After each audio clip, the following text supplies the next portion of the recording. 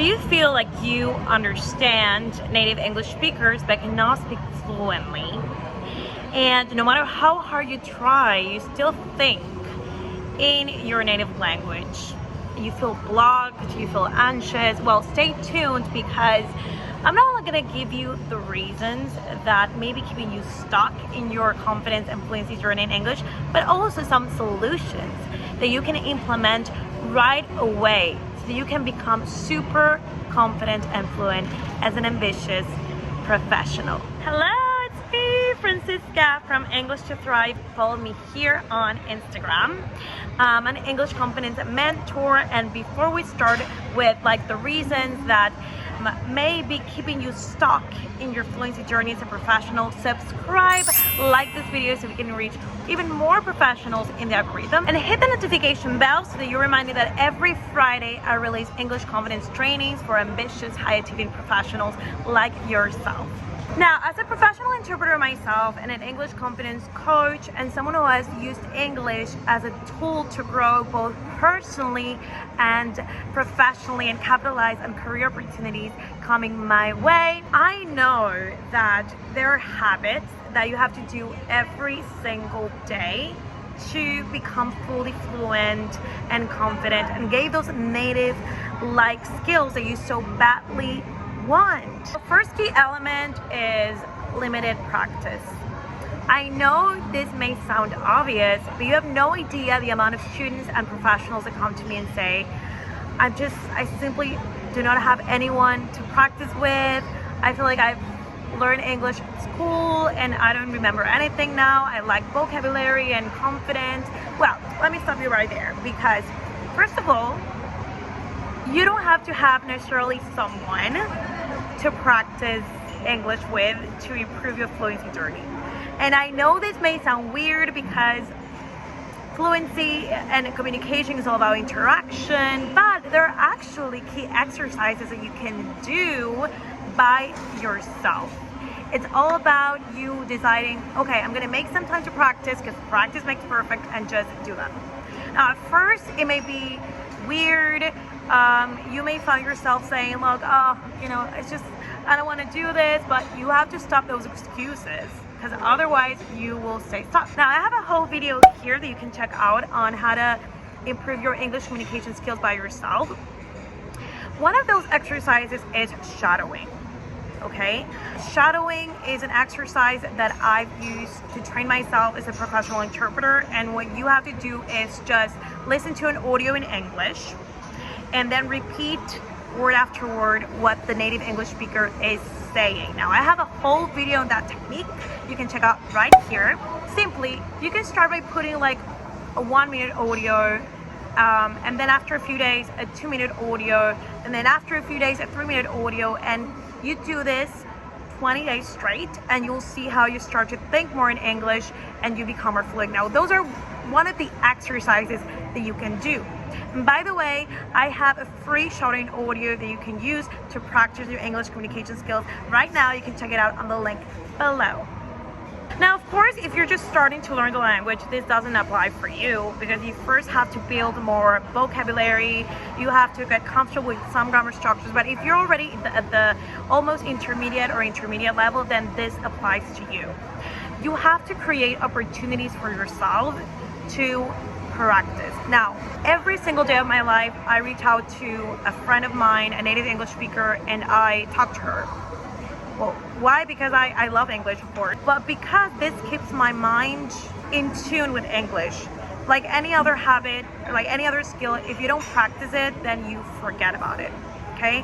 So what you can do is reach out to a friend that lives in the US or Canada or an English-speaking scenario and create more opportunities for yourself to practice the language. Now, of course, conversations once a week are not enough to increase fluency, and you can learn more about that in this video right here. There are other elements that are important. So now, factor number 2 is lack of confidence. Confidence is such a huge factor to master any skill. Fluency is a skill just like sales, just like email marketing, just like playing the piano. You need to believe that you can master the skill, even if it's difficult at first. So of course I have a program called the English Confidence Method, where my students focus a lot on building confidence with things so that they can build a habit, think in English, and gain all the skills necessary to become fluent. If you want to learn more about that, you can check out the link below and apply. But confidence is all about taking action. And so again, as in with practice, if you don't create enough opportunities for you to put yourself out there, to speak English, even with mistakes, because remember that you learn by making mistakes. You cannot learn something without making mistakes. And it can be painful, of course, because maybe you're in an interview and you make mistakes, but then what I would suggest you to do is do not fix on the mistakes, but be proud of trying. Be proud of putting yourself out there, and be proud of speaking, even if it's with grammar mistakes. Because, and what I teach it in my program is that the more that you listen and the more that you speak, it will learn to kind of like autocorrect yourself. But you won't know what you're doing unless you do it, if that makes sense. I know that especially if you're in an English speaking scenario, there may be this factor of I'm afraid of being judged. I'm afraid of even opening my mouth because I feel like other people are going to make fun of me. Well, in that case, you need to apply the mindset over matter mentality. And believe me, just this week I had a situation in which I was a little bit burnt out, and I was interpreting, and I was like, my mind just cannot work right now.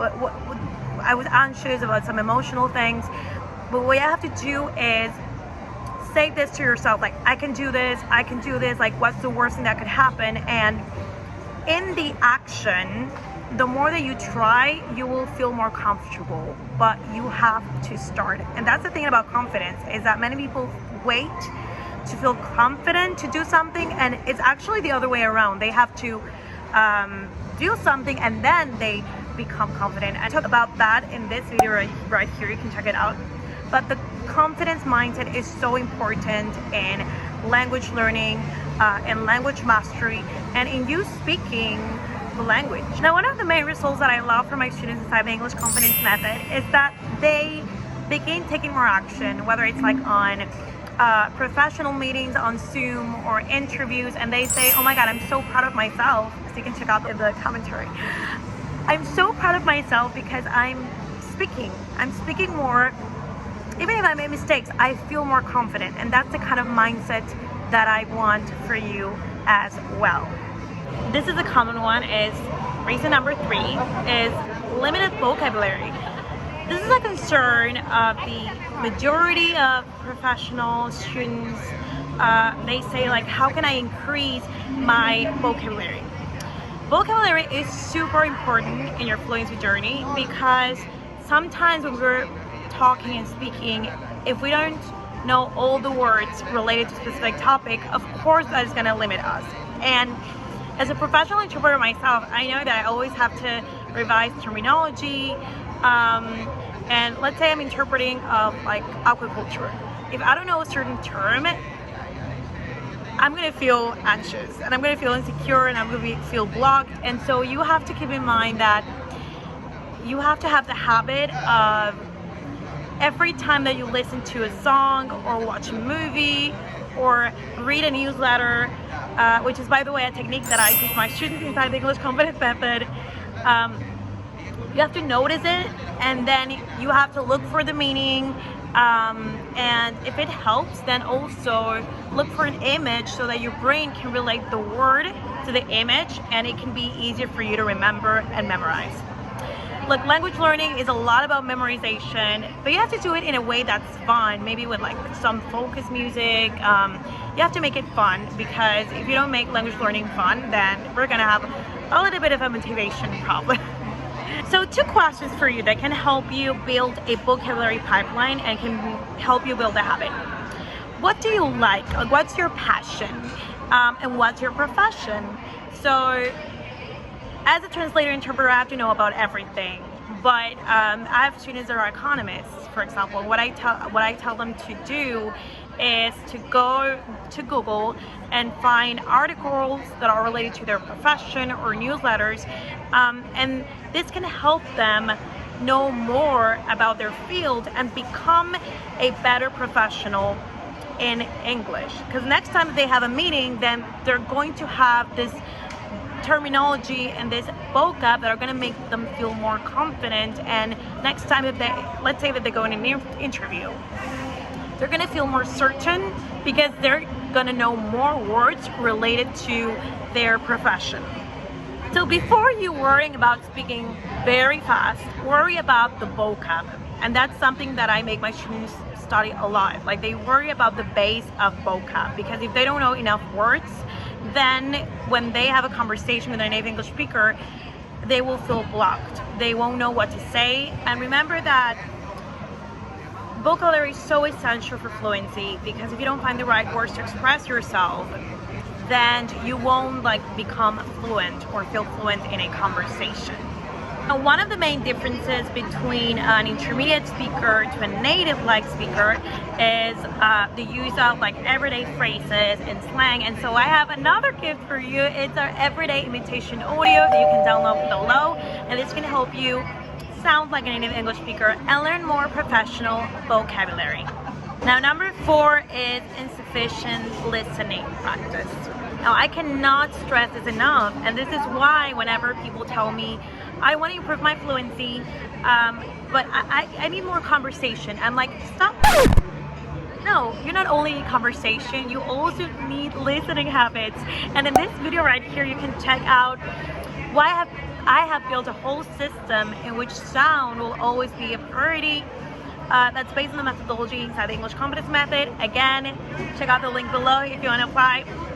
But sound is so important. Everything from the podcast you listen to, your colleague, how are you listening to how he speaks, the TV shows you're watching, and everything in between. Not only because you will learn more vocabulary, but also because you expose yourself to the language. And this again eliminates the whole excuse of I'm not in an English speaking scenario, so that's why I cannot speak fluently. That's an excuse, because I've lived in a city where English is not the first language, and I speak like this. By the way, to know more about my story and how I learned to think in English without living in an English speaking scenario, you can check out this video. But it's true, you can create a reality for yourself. You can create a scenario in which you only listen to English, in which you only interact with people that speak English. It's all about what habits you want to build. If you want to improve your fluency, you need to lean into the discomfort of listening in English. Even if it's harder, more uncomfortable, that's the learning curve, and that's what you have to do to move forward in your fluency journey. So I have a little challenge for you. Next time that you're going to study a course or you're going to listen to a podcast, make it in English, not in your native language, in English. All right, so before I reveal the last tip, reason, solution, I want to know, what are you doing now to improve your fluency? Do you have a plan? Do you have a habit? Let me know below. And also, do not forget to download your free audio so that you can both practice your fluency skills and learn more professional vocabulary. All right, so this last tip is very important, and it has nothing to do with strategy, but with mindset. Because to learn a skill like fluency, you need to have a strong mindset. What do I mean? So you need to know your why, your purpose. Sometimes there's a lack of vision, of purpose. It's like in business, people that think, okay, I only want to make this amount of money. That's not a real reason. It's more about, okay, I want to feel free, I want to achieve financial freedom, I want to help people, I want to build a legacy. Those are reasons, you see? So when you're going to study English, you may not feel motivated. In fact, you cannot rely on motivation alone. It's like going to the gym. You may not feel like going to the gym, but you do it because it's part of your routine, it's part of your wellness journey. Same with English. So if you don't have a why, then meditate on it. Like, what's your why? What's your purpose? What's your vision? So many of my students say, I want to work in an English speaking scenario because I want to get a better job. I want to get a better salary.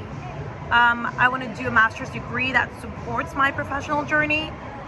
And so think about that reason. Apart from defining your why, I think that can help you to get you motivated is how you will feel afterward. Let's say that you have to work on your vocabulary.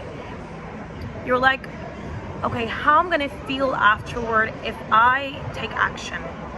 And whatever action you do, even if it's as small as like studying some new word, treat yourself to something nice.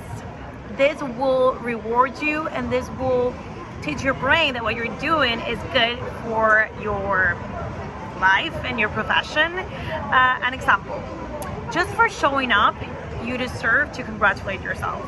Let's say that you open up a module and you study. If you're inside the English Confidence Method, for example, you study for 5 minutes. Okay, then treat yourself to some ice cream. And little by little, you'll like relate studying with something positive. That's a technique that can help you. But defining your purpose and your why is something that will move you forward when you don't feel like doing something. The other day, a friend of mine that's a fitness coach said that if she would rely on feeling motivated to go to a gym, she wouldn't do it. She wouldn't even brush her teeth if she relied on how she felt. Motivation will not always be there, but your why and the discipline and the commitment is something that has to be built inside of you. No one can make you do it. It's just like your strong desire and your purpose to master the language of the skill that will move you forward. And so I hope that you have enjoyed these tips and that they can help you like ignite a fire in your soul so that you can take action. And by the way, I know you've heard me mention it a couple of times that I do have an amazing program specifically for ambitious high achieving professionals that want to go from feeling limited, frustrated, they want to grow personally, professionally, capitalize on a career opportunity coming their way, and for that they need to become super confident and fluent in English. I have spots for this month, so if you're interested in being one of those professionals that achieves total confidence and fluency in English, you can book a call below and I'll be happy to chat with you and see if you're a fit. If you are a professional that has growth mindset, if you invest in yourself, if you're committed, if you want a step-by-step plan that will accelerate your confidence and fluency journey and will give you native like English communication skills so you can capitalize on a career opportunity coming your way, then this program is for you. You can check out the link below and make sure that also you check out our free training.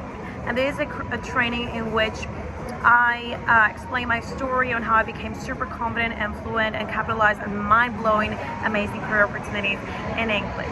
So comment below or send me a DM on Instagram and I'll make sure that I send it your way.